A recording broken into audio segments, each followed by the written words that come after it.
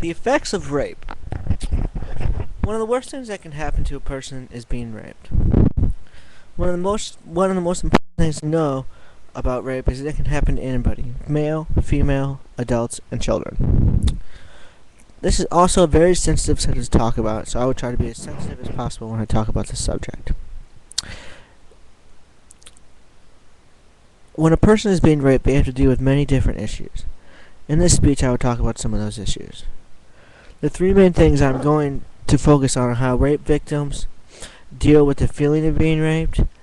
I'm also going to talk about the physical effects of a rape victim and how it can be treated. The first thing I will discuss is how rape victims deal with the feeling of being raped. Most experts often refer to this emotion as rape trauma syndrome.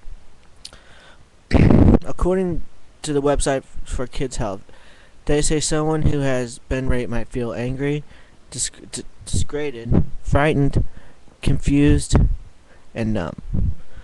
Some of the feelings surrounding rape may also show up in physical ways.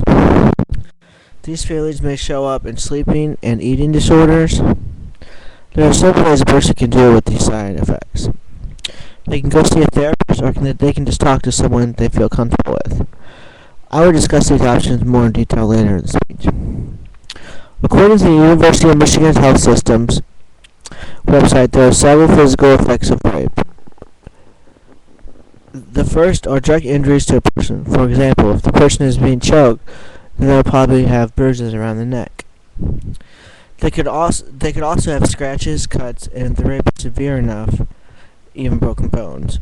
Women and little girls will probably have a swelling around the genital region. The person will also need to be tested for STDs after the rape. This is done because you have no idea of the rapist's sexual past. The worst thing that could happen to a woman while being raped is they could become pregnant. If this happens, the woman will have several choices, mainly if she wants to keep the baby or not. The last issue I'm going to talk about is how rape victims can be treated. The first thing a rape victim should do is call the police and report the incident. Then report the incident.